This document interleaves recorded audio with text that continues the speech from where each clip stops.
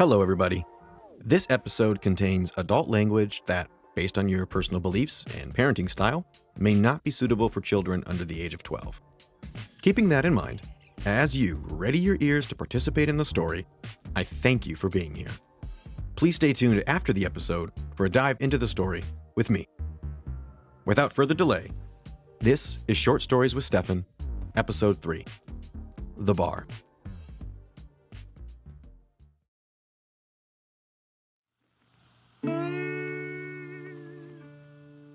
How the fuck did I get to this point? Stephen asked. Same way you always do, Joe said. Yeah, well, you're here too. Because I'm a damn good friend, said Joe. That you are, my man. That you are. 2 more, please. Stephen motioned to the bartender and she brought them both 2 more tall glasses of beer. Ever think this will actually make it hurt less? Asked Joe. Hurt less? I'm trying to hurt more, man. I'm trying to feel anything at all. The 2 drank their beers in silence while the bartender attended to the other 3 people that were there at 1 p.m. on a Wednesday. Rough day, boys, the bartender said, breaking the silence. Rough 730 days, said Stephen. Don't you think 2 years is a long time to take someone to realize they don't want to be together, she said, clearly eavesdropping on both of their conversations. Don't you think you're too pretty to be working at a bar like this? He cracked a smile at Joe, who was smirking back, but looking at the bartender. They both looked incredibly stupid. Yes, she said. But what's outside of this bar, huh? Guys like you, looking for their 3rd wife? No thanks. I'll take my tips. Then she walked away to do something with one of the pool tables. Damn, she roasted you, man. Yeah, well, her and Tammy would have gotten along fine then. You know, I could have been a lawyer, said Stephen. No, you couldn't. You didn't pass the bar exam. Only because I didn't study.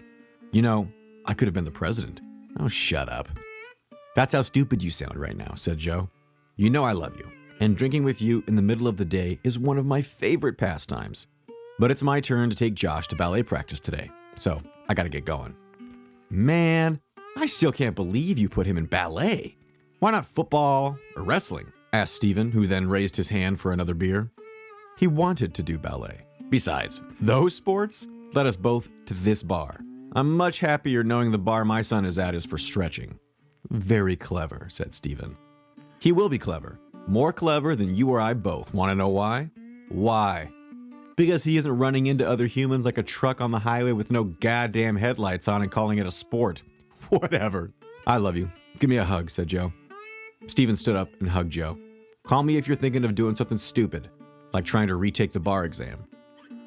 Joe left the bar and Stephen remained seated. He looked around for the bartender, but he couldn't see her. Finally, she appeared from behind the double doors behind the bar. She began placing glasses on a rack to dry when Stephen said, Hey, can I get another one, please? No. No? Yeah, no, she said, still placing glasses onto the rack. Why not? Because I'm busy. I know you're divorced, but you're not blind. Damn. Look, I'm sorry if I insulted you by calling you pretty. I was being stupid. I'm a little drunk, and it's been the worst day I've had since, well, I actually can't remember. But it's a bad day, and I was wrong. You're actually very ugly. You're so ugly, you're just like my ex. At this, she did stop. She walked over to Stephen and said, I'm not a bartender. I'm a writer. And I'm not a drunk. I'm a publisher. Bullshit, she said. Here. Then Stephen pulled out a business card from his jacket pocket and handed it to her. She looked over it, then looked at him. You're a publisher at Shelf Press? For 10 years. Did you have anything to do with Birds Gone too? I worked to publish all of Heather Grayfield's books, if that's what you're really asking. Now, may I have a drink? No. First, tell me what she's like. She's a pain in my ass. Now give me a drink. Typical, she said and grabbed a glass, poured his beer and slid it to him. I guess the stereotype is true then? All publishers are just money pits trying to get lucky? You're well on your way to becoming a true blue author. You're pretty, you're nice, and you don't like me. You're disgusting, she said, and she turned to walk away. Wait, she's brilliant, okay? That's the truth. I don't believe you. You're just trying to make sure I get you another drink, she said. Well, yes, but only because it's your job, not because I'm an asshole, said Stephen. But also Heather Grayfield is the only reason I'm as successful as I am, and I thought maybe you'd want to talk about it. What? Yeah, man, I was brand fucking new. Barely even got promoted. Wouldn't have been if my buddy wasn't an editor and had made your poll. I was a nobody. Her manuscript came across my desk one day and voila, it was something special. And what? She asked. Look, we've been going back and forth for a few minutes now. If you're going to extort me for information about one of the most successful authors of our generation, could you at least tell me your name? It's odd you don't wear a name tag anyway. I thought all places had to wear name tags. I don't like creeps knowing my name. They can call me honey or sugar, sweet thing, or whatever else they got up their ass. I can wash off those names. But when someone calls me by my name, and I can hear the intention dripping off their tongue, it makes me sick. Oh, do I constitute as a creep then? For the time being, yes, but I'll give you the first letter. I guess that'll have to do, said Stephen. L. Lucy. What? No, don't try and guess. You won't get it right. All right. You were in the middle of saying something, but before Stephen could answer, his phone rang. He looked down at the screen and said, fuck. He put the phone up to his ear. Hello? L watched as Stephen's face went from white to red, then back to a whiter white than before. He put his hand to his forehead, subconsciously trying to rub the blood that left back into his face. I understand. I understand, but it wasn't like that. No, I understand because it wasn't like that. Then he went from rubbing his forehead to rubbing his temple, then chin, then eyes. Okay. Yes. Okay. Holy shit, I said okay, I understand. Thank you for letting me know. Yeah. Oh no, super helpful. Thanks. Okay. Yeah, no, you too. Bye. He put the phone back into his pocket, then noticed his glass was half full. He looked up and saw Elle restocking some liquor. She turned around and said, I figured your call seemed pretty half empty. Your glass doesn't need to be. Ever been told you're the worst thing that's ever happened to someone? Stephen asked. This morning, said Elle. By who? My boss. Why? I told him if he ever touched me, brushed up against me, or made contact with me in any way that I deemed unnecessary or sexually inappropriate, I'd file a sexual complaint, sue him, take the bar, and then sell it to the Mormon church. Well, shit, said Stephen. Yeah, he really hates Mormons. Catholic, said Stephen. Presbyterian, but, Yeah, said Stephen.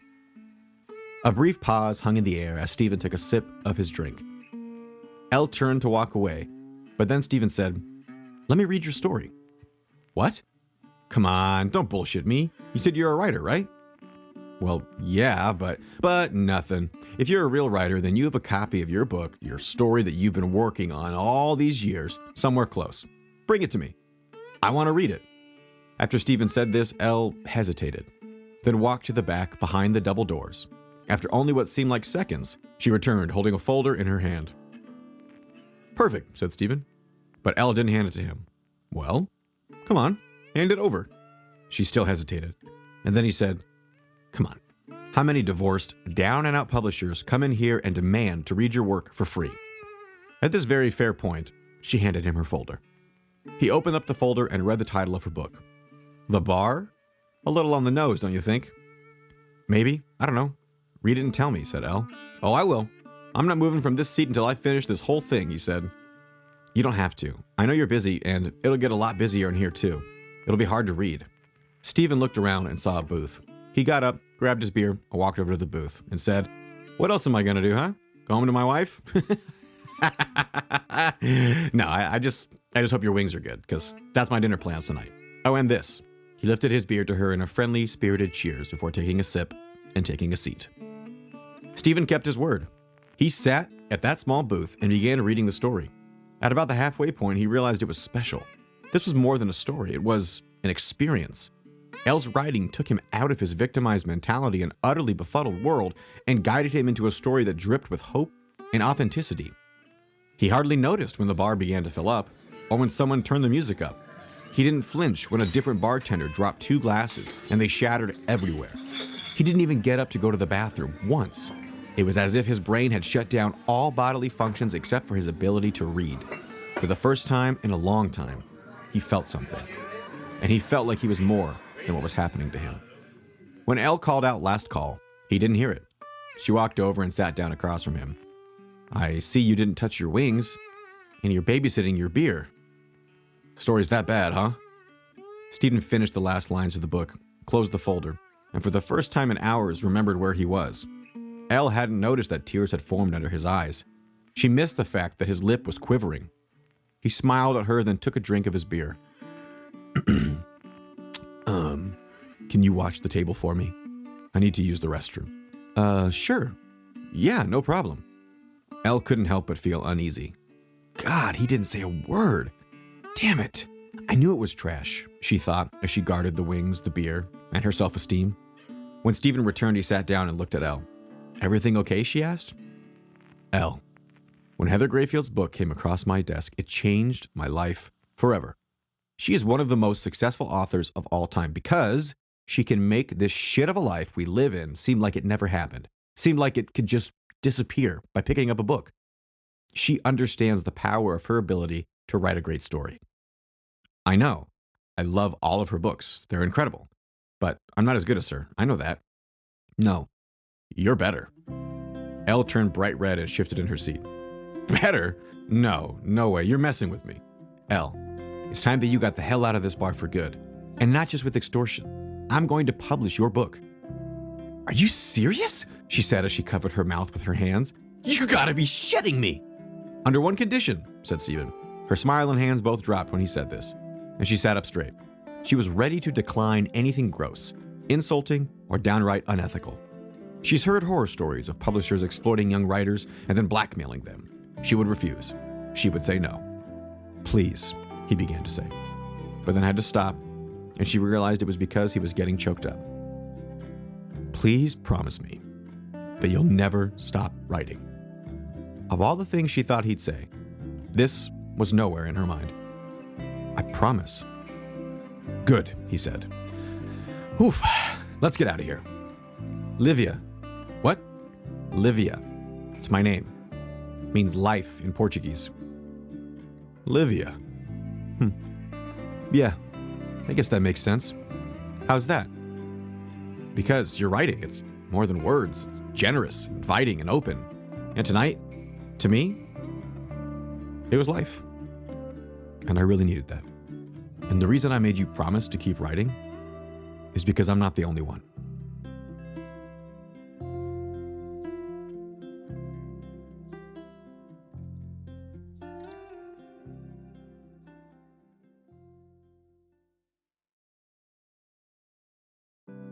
Hello, everybody. Welcome to After the Story with me, Stefan, which I hope is obvious by this point.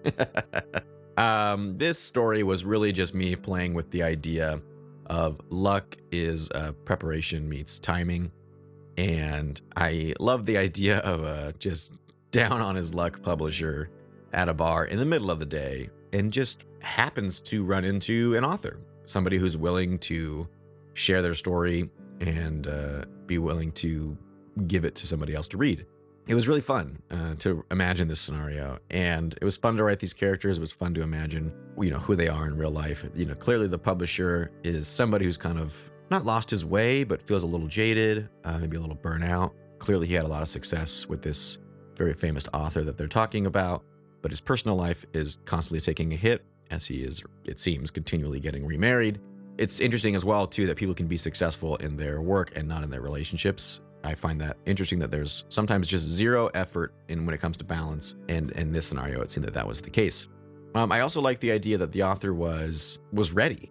She had her story on her. She was ready for an opportunity at any moment to appear. Now, there's no way she could have known that this was the opportunity, but the important elements of the story are that it doesn't matter. She was ready, and she had a piece of herself ready to share at the right moment at the right time.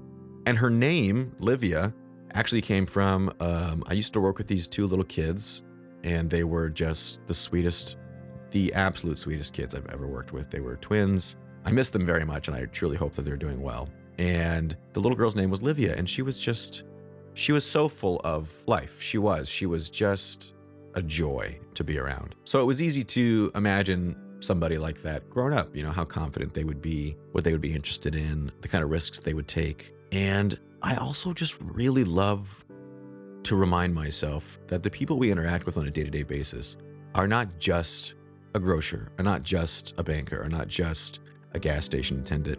There are things going on in their lives that we will never know about. They could be writing the next best American novel. They could be working on an art project or a movie or a short story or a short film that we don't know about. They could have these dreams that are so big and are so amazing that are going to change the world.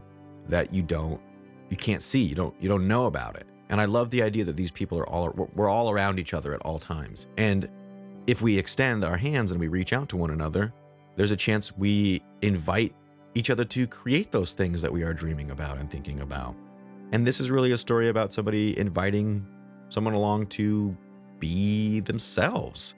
When he sits down and commits to reading the story, no matter what, it's an exercise in flow. So he sits down, he focuses, and the story immediately pulls him in. And that little throwaway line where his whole body, it seems, turned off all functions except for reading is taken from real science of people who are in flow. If you don't know about flow science, what it is and how it works, I highly recommend you look it up. There's a few good TED Talks. There's a lot of good literature out there on it. And especially if you're an artistic person or somebody who gets lost in projects, there's a very good chance that you are just falling into flow. There's also a Pixar movie about that, Soul. The Pixar movie Soul touches on flow as well. Very, very good. So, all that to say, it was fun to write. I love these characters. I love the setting. I love something as simple as a bar that could bring a lot of people together. And I love the idea that we really all have something to give and to share. And if somebody is willing to listen, then we can share that with them. And I love that these two connected. I love that the story ends on a high note and a promise that her book will get published, because of course everybody who's a writer, like that's the goal. That's the goal, is to get our stuff out there and received and read. So, yep, really enjoyed this one. I hope you enjoyed it as well. And as always, thank you for listening, and I will see you next time on Short Stories with Stefan. Bye-bye.